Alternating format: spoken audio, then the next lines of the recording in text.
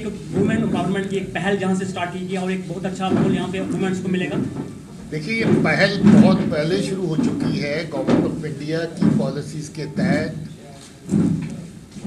जहां पर female related, women related जितना, चाइल्ड रिलेटेड जितना क्राइम है उसको डील करने के लिए अलग से व्यवस्था हो, जहां पर महिलाएं जो पीड़ित हैं किसी भी क्राइम से, किसी भी वजह से, वो बिना किसी डर के, बिना किसी खौफ के महिला थाने पे, महिला सेल जो है उस पर पहुँच सकें। हम लोग अभी तक रेंज लेवल पे वुमेन पुलिस स्टेशन की व्यवस्था जगह जगह पर कर चुके हैं। उधमपुर उसी कड़ी में आज जो इनॉग्रेशन हुई उसका एक हिस्सा है। इससे पहले हम रजौरी में वुमेन पुलिस स्टेशन बना चुके हैं। जम्मू में बड़े लंबे अरसे से पहले से चल रहा था, श्रीनगर में पहले से चल रहा था, कठुआ में कोई 1.5 साल पहले हम लोगों ने इनॉग्रेट किया था वुमेन पुलिस स्टेशन। बारामूला में अभी कर चुके हैं। इस वक्त साउथ कश्मीर में अनंतनाग की रेंज में महिला थाना लगभग तैयार है, थोड़े दिनों में उस थाने की भी इनॉग्रेशन की जाएगी।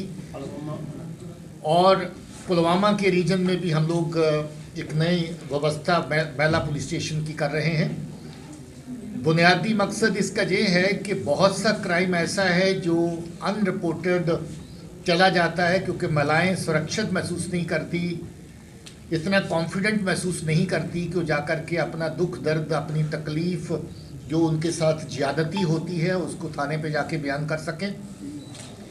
महिला थाने का एक एडवांटेज है कि महिला पुलिस अफसर और महिला स्टाफ काफ़ी तादाद में रहता है और उनकी बेसिक हैंडलिंग, बेसिक रिपोर्टिंग, जितना भी काम है वो महिलाओं के जरिए, महिला पुलिस अफसरों के जरिए से होता है। और वहाँ पर एक कॉन्फिडेंस का लेवल, एक फ्रीडम का लेवल, एक बात रखने का लेवल ज़्यादा कंफर्टेबल रहता है।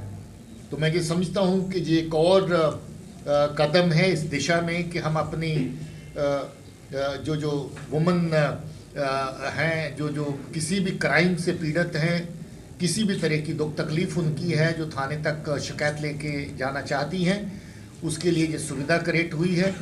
और आने वाले टाइम में इस सुविधा को और सुदृढ़ किया जाएगा और कोशिश रहेगी कि हम लोग हर तरह का महिलाओं को जो बराबरी की बात होती है वो बराबरी हर खित्ते में हो, और किसी तरह की अगर कुछ ज़्यादती होती है तो उस ज़्यादती को एड्रेस करने के लिए इस तरह की व्यवस्था उनके पास अवेलेबल है। सर, जम्मू कश्मीर की बात करें तो बॉर्डर की बात करें तो लगातार ड्रोन घुसपैठ और लगातार घुसपैठ पाकिस्तान की जा रही है।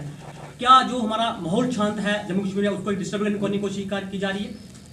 जी, ये बदनीति और जो इस तरह की बददियानतदारी की साजिशें जो हैं, इसका लंबा इतिहास है हमारे पड़ोसी की तरफ से।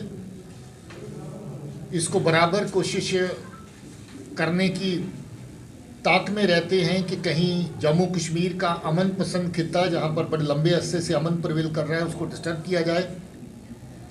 जम्मू कश्मीर में दम तोड़ती हुई जो मिलिटेंसी है उसको किसी न किसी फॉर्म में जिंदा रखा जाए। इसी ताक में कभी ड्रोन से, कभी टनल से दहशतगर्दों को भेजना, दहशतगर्दी का सामान बेचना, उसकी कोशिशें पार से जारी रहती हैं। मुझे इस बात की खुशी है कि हर इस तरह की कोशिश को नाकाम किया जा रहा है। पुलिस और सिक्योरिटी फोर्सेस मिल कर के बहुत अच्छा काम इस ज़िम्मन में कर रही हैं। अभी कल ही ड्रोन के ज़रिए से पाकिस्तान से ऐसी श्योरिटीज़ जो हैं वो लश्कर तौबा की तरफ से आई, जिसमें एक्सप्लोजिव मटेरियल भी शामिल हैं, आईडी शामिल हैं, ग्रेनेड शामिल हैं, पिस्टल शामिल हैं। और पहली बार इस तरह का कोई केमिकल भेजा गया जो एक लिक्विड की फॉर्म में है, जिसको हम लोग एनालाइज कर रहे हैं, एनालिसिस कर रहे हैं कि वो किस मकसद के लिए है, किस तरीके से वो नुकसान पहुंचा सकता है। हमारी कोशिशें बराबर जारी हैं कि जो भी पार से इस तरह की नापाक हरकतें होती हैं उनका मुंह तोड़ जवाब दिया जाए। और मुझे खुशी है कि अभी तक बहुत कामयाबी से पुलिस और सिक्योरिटी फोर्सेस ऐसी सब साजिशों का सामना कर रहे हैं, उनको नाकाम कर रहे हैं।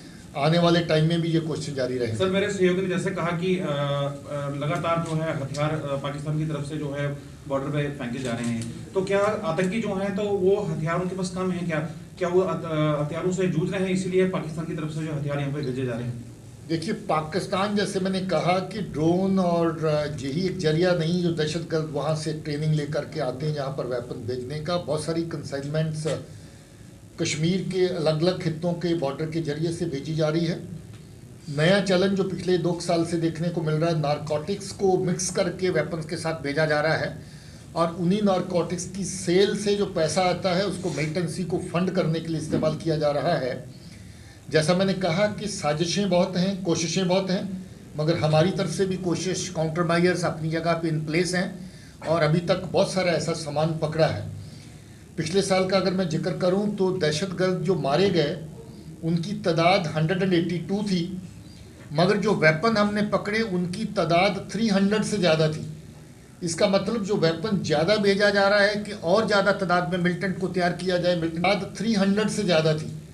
इसका मतलब जो वेपन ज़्यादा भेजा जा रहा है कि और ज़्यादा तादाद में मिलिटेंट को तैयार किया जाए, मिलिटेंट बनाया जाए, हम उनकी वो कोशिश कामयाब नहीं होने दे रहे हैं। इस तरह के हथियार, वेपन, आईडीज़ दहशतगर्द के हाथ में पहुंचने से पहले ही पुलिस और सिक्योरिटी फोर्सेस इंटरसेप्ट कर रही हैं, जो कि बहुत अच्छी बात है, क्योंकि अगर ये हथियार, ये गोला बारूद उनके पास पहुंचता है तो समाज में और ज़्यादा वायलेंस का लेवल बढ़ता है और ज़्यादा दहशत जो है उसका माहौल बनता है।